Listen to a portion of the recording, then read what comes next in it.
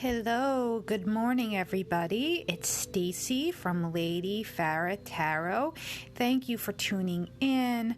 As always, God bless you. Thank you for following.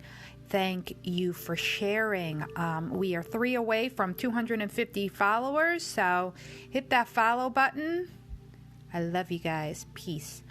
All right, so today I wanted to give a little instructional on the High Priestess. I don't have my Marseille cards. Unfortunately, I left them in Bedford, but we are going to work with the Rider Waite and the Marketi Tarot of Dreams, and I wanted to compare the two cards. So, going old school with the Rider Waite, the High Priestess, she's just such a beautiful card. She is the embodiment of women. Women are ruled by the moon, and so she is divine feminine. She's number 2 in the tarot deck. She's the second person that the Fool comes across in his journey for enlightenment, and she is such an interesting gal. She has tons of history. In the Marseille deck that I don't have, she actually is depicted as Juno, which is the Roman, she is the Roman empress, or the Roman queen of the gods. So in my other deck, it just says Juno. Hi, Adam. How are you? But in this deck, she is wearing a papal headdress. She sometimes is referred to as La Popessa, and La Popessa is a popis. So there's a strange story about the High Priestess. Supposedly, she was elected to the papacy ages and ages ago as a man. They thought she was a man. So she infiltrated the papacy, and then they didn't know she was a female until she had a baby, which is a pretty interesting and funny story. But she is the female presence of the divine. The 2 pillars that you see with the B and the J, they are to represent, I hope I pronounced this right, Jachin and Boaz, which are the structure of the Temple of Solomon. She has the Torah in her hands.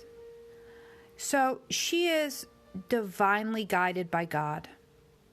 The pomegranates behind her, usually pomegranates represent royalty, so I don't know if she's considered divine royalty, but I wouldn't be surprised. So she has a cross on her chest. She has the tarot in her hands, and she has the moon at her feet.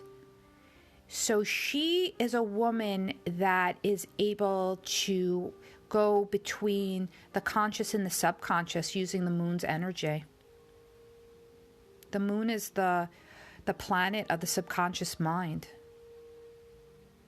So she is a card of intuition. And then when we look at the Marketi, which they really make the High Priestess look like a bad bitch. Hey, Michael.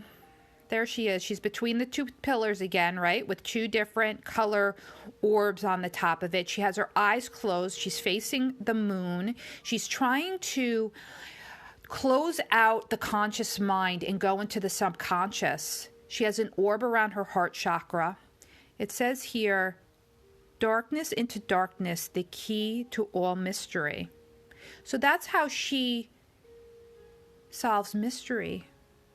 She goes into the subconscious mind. Her headgear is supposed to represent sympathetic magic. There's more to us than the conscious mind, this card is trying to say. We also have the subconscious. And the subconscious sometimes makes us react in ways that we really don't recognize sometimes. Like when we just have a temper tantrum, or we lash out, or we blurt out. So that's sometimes energy coming from our subconscious mind.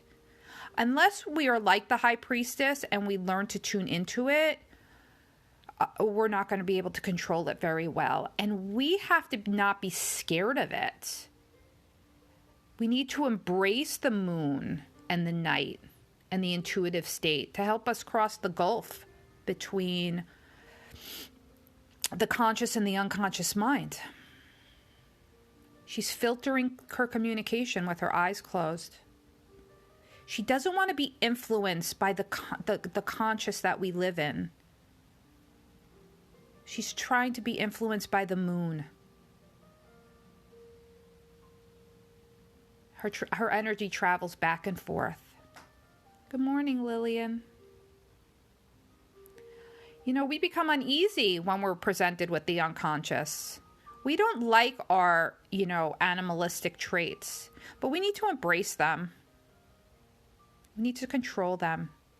The reason why she's got the orb around her heart is because we need to use our heart chakra to lead us in the right direction. Our intuition. She's a very strong lady. This is the divine woman, led by the moon. She got power, boys, so watch out. So that's our little read on the High Priestess, number 2. I did bring out some cards just to get a couple of quick oracle cards. I can't shuffle because I'm holding my holding my camera with one hand. This is supposed to be a professional situation, but it's absolutely not. Completely unprofessional. Why do I feel like I want to turn over this card? Purity. Oh, we talked about this the other day. This is the changing of seasons. When everything dies in the fall, we move on to a new season that covers all the dead and the things that are gone with purity and snow, muffles the sound, reflects the light. Just remember, seasons change. Time is fluid. It's always moving forward. You can't stop time. Living in the past. The past is a history. Future is a mystery. But the seasons will always change. Unless you live in California. Okay, let's get one more. Flexibility. I love this. Who is this? A tiger. I wonder why there's a tiger in this. We all could be flexible, right? How many times do we not, things come out of people's mouths that we just don't want to hear. We just don't like the way it sounds. It doesn't mesh with our ideas. We are against it. We're inflexible. We're held up with old beliefs, with old fears. I'm a woman that's very difficult to live with because I need somebody who's very flexible because I am always trying new things and I don't have any fear, which is sometimes not a good thing because it could get you in trouble. But, I am not held back by fear. And, people who are involved in me, they get a little hung up sometimes because of just, the fear of the unknown. There's so many new things to learn out there, guys. So many things to explore, but we need to be flexible. We need to want to learn about it. I mean, just the fact that you tuned into this little chat on the Empress and you want to learn more about the cards is a perfect example of flexibility. So I hope everybody just has a beautiful day today. I don't even want to turn the camera around on myself because I look terrible.